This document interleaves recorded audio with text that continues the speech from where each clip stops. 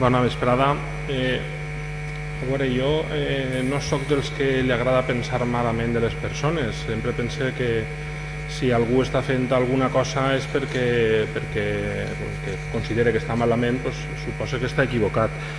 Però me va permetre que li diga que me sorprèn, no m'esperava mai arribar al punt. Jo el conec com a alcalde, sé que està d'alcalde inclús quasi abans de que jo nasquera, i jo el que me plantejo és que si vostè porta tants anys, les persones, o una de dos, o estan equivocades o ens estan enganyant.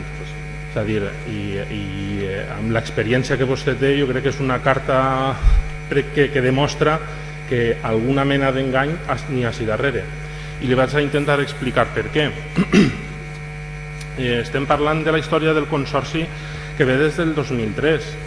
Este consorci se crea amb una finalitat i amb uns objectius de generar una gestió pública de tot el cicle de l'aigua que jo no sé com la valoren tots els presents així en aquesta assemblea, però a totes vistes pareix que ha sigut un fracàs. Vostè li contestava al meu company de partit, l'alcalde de Beniparrell, en l'informe que mos han enviat, quan diu: tras diversas reuniones con distintos representantes de los partidos políticos que conforman el consorcio de aguas de Ciclo del Horta y alcaldes de los municipios integrantes, i vostè referia, és que jo m'he reunit amb ells i he estat parlant amb ells, però el que no ha caigut és el que ve darrere, que és a lo que jo crec que s'estava referint el meu company, que diu, la empresa concesionaria Aigües de l'Horta elabora y presenta el 11 de julio de 2017 una proposta. I aquesta confusió que jo crec que trasllada el president del consorci entre que no se sap si és el president el que s'ha reunit o la pròpia empresa és el que ens du com a representants en esta assemblea a situar el punt en un punt d'engany, perquè clarament torne al punt que estava explicant la història del consorci.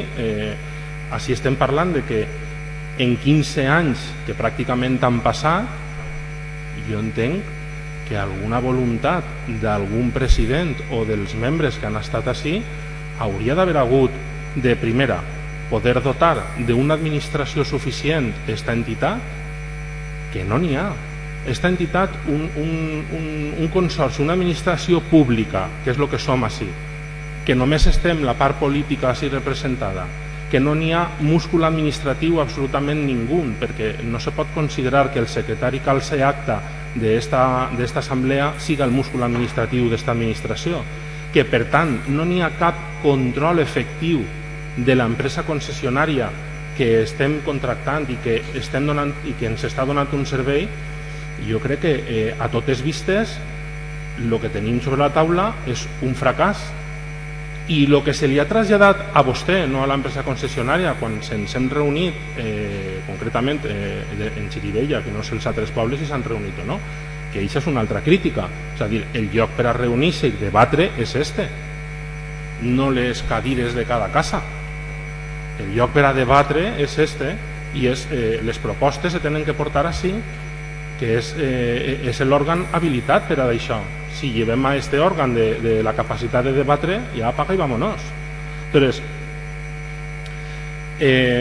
al final és important que el consorci camine cap a algun lloc, i vostès ara mateix en la situació en la que estan deixant el consorci és continuar en el fracàs, continuar en un fracàs de no tenim cap voluntat de que això se gestioni d'una forma més eficient, ni més controlada, ni més eficient econòmicament, ni més eficient tècnicament. I aquest és el missatge que a nosaltres ens arriba. Per què? Perquè en aquestes reunions que vam tindre, efectivament se li va traslladar a vostè la voluntat de que per part de Xirivella i concretament per part de Compromís no estaven per la labor d'este projecte. I li recorde, senyor Almenar, que vostè ens va dir: és que estem intentant i estem reunint-se en altres pobles per a veure si venen al consorci. I se'n recorda el que li contestàrem: ens pareix perfecte. És que això ha de ser la vocació del consorci, ampliar el servei, donar més servei, mancomunar el servei i fer-lo públic. Aleshores, jo torno a subratllar un altre fracàs, D'aquestes converses sembla ser que no ha hagut ningú resultat.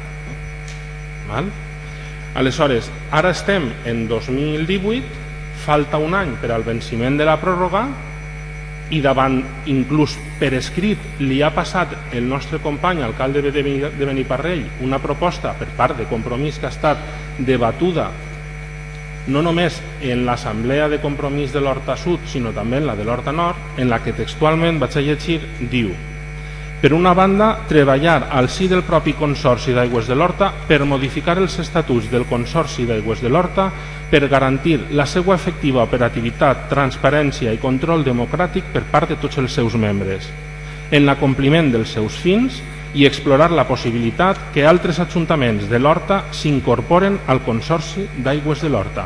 Vostè diu que en totes aquestes reunions ningú ajuntament, ningú partit, perquè parla de partits, havia fet ninguna proposta. Aquesta proposta estava damunt la taula. I diu més endavant: en primer lloc, proposem no prorrogar el contracte del Consorci d'Aigües de l'Horta amb la Societat Mixta Aigües de l'Horta i, en segon lloc, per tal de garantir la continuïtat de la prestació dels serveis d'abastiment i sanejament, el Consorci convocarà un nou concurs públic sota els criteris de concurrència competitiva i publicitat amb un nou plec de condicions tècniques. Tan difícil era, senyor Almenar? Tan difícil era? Ens falta un any per al venciment. No tenim temps en un any de contractar una redacció de plecs tècnics i iniciar el procediment? Ara estem parlant d'este moment, però és que si vostè haguera tingut voluntat i haguera escoltat el que li estàvem dient els ací representats, ho haguera pogut fer molt abans. No tindria que començar ara, ja tindria que haver-ho començat abans. Això me porta a un altre punt, que és el de la legitimitat. Com saben, així els representants, Xirivella i Beniparrell, han ficat un contenciós al Consorci sobre aquest aspecte, perquè entenem que no n'hi ha la legalitat suficient, perquè n'hi ha una proposta que modifica substancialment el contingut del contracte i això se diu adjudicació a dit. I aquesta mateixa proposta de modificació del contracte, a més, és que fixen-se la barbaritat que és. Se diu, anem a fer una pròrroga per 10 anys i l'empresa diu, molt bé, jo estic en disposició de prorrogar 10 anys, però si se dona la condició de que continua existint d'ací dos. Entonces, en quina situació de desempar deixa vostè a este consorci en aquest cas? Si és que realment vostès tenien tan clar que aquesta era una opció a totes llums apropiada, correcta, eficient i en el camí de fer d'aquest consorci el que se pretenia des d'un inici, què és això que nosaltres, la resta del món, no ha vist? Perquè ahir és on entrem en la legitimitat. Aldaia ha tingut un debat en el que pràcticament el 100% dels grups, excepte el grup socialista, estaven en contra de la pròrroga. Això se diu majoria absoluta en Aldaia. Beniparrell, per unanimitat, estan en contra de la pròrroga. No per majoria absoluta, unanimitat. Xirivella, unanimitat en contra de la pròrroga. Alfara del Patriarca se va a debatre previsiblement en este pròxim plenari que van a tindre i previsiblement, per majoria absoluta, va estar una decisió en contra de la pròrroga.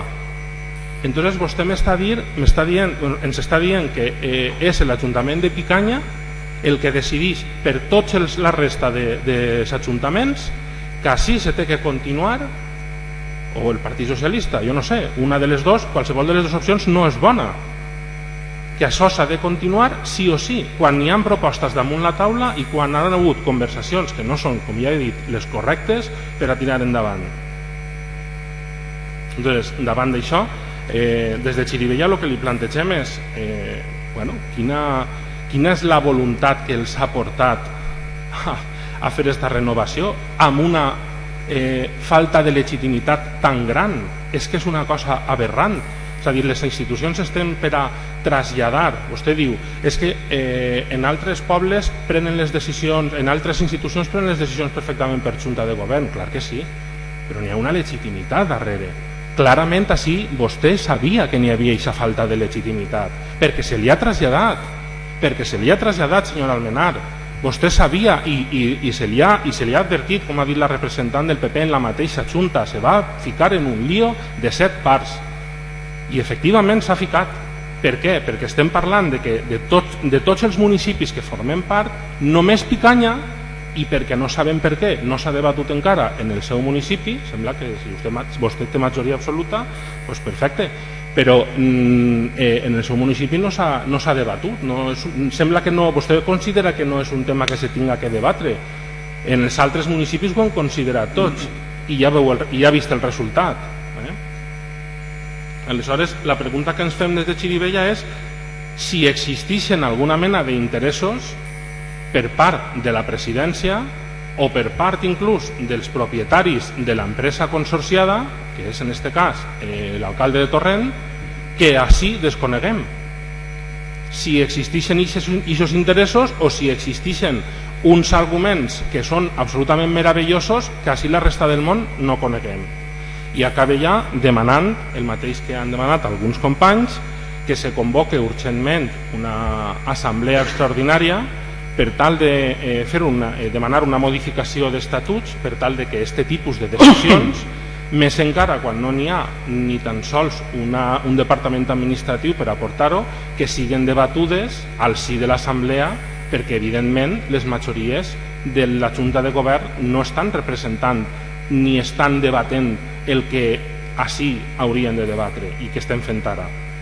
Per una altra banda, la creació d'una administració no mínima, suficient per a poder gestionar aquest contracte, no amb austeritat, perquè vostè parla de que és que l'administració que si tenim ens costa 15.000 euros. El problema és que no sabem quin és el cost d'oportunitat de no tindre una administració com Déu mana que controle i que ens faci que el contracte i la concessió que tenim siga més eficient. I aquest és el problema, senyora Almenar. En tercer lloc, volem demanar una convocatòria immediata d'una comissió tècnica que avaluï la remunicipalització del servei Endesa com a l'avaluació de convertir el servei que ara està externalitzat en un servei públic. Ja ens diran els tècnics que és millor tècnicament, si en empresa pública, a través de funcionaris contractats, això ja ho veurem, ja se farà el debat, però el primer que diu la llei és, si existís aquesta voluntat, i jo entenia que el Partit Socialista la tenia, el primer pas que s'ha de donar, que això ja ho han fet en el govern en el que també el Partit Socialista forma part en Xirivella, és crear aquesta comissió tècnica, demanar que els tècnics avaluen tots aquests números i fer una proposta a l'assemblea a través de la qual puguem decidir què és el que fer i quins passos donar, perquè nosaltres així tenim capacitat de decisió, però no som ni enginyers, ni comptables, ni gestionem empreses previsiblement. I per últim, demanar la revisió d'ofici de la decisió de la pròrroga i que tinga bé esta presidència impedir les conseqüències d'aquesta decisió nefasta i replantejar la situació, perquè com ja li he dit, des de Compromís, des de tots els representants de Compromís que així estem en el Consorci, el que estem demanant clarament és una licitació en llum i taquígrafs per tal de permetre que en 2 anys, és a dir, una licitació que tingui una durada de 2 anys que permeta a la pròxima corporació que vinga prendre les decisions adequades i no bloquejar, com han fet vostès, les pròximes 3 legislatures amb aquesta decisió de pròrroga. Res més. Gràcies. Molt bé.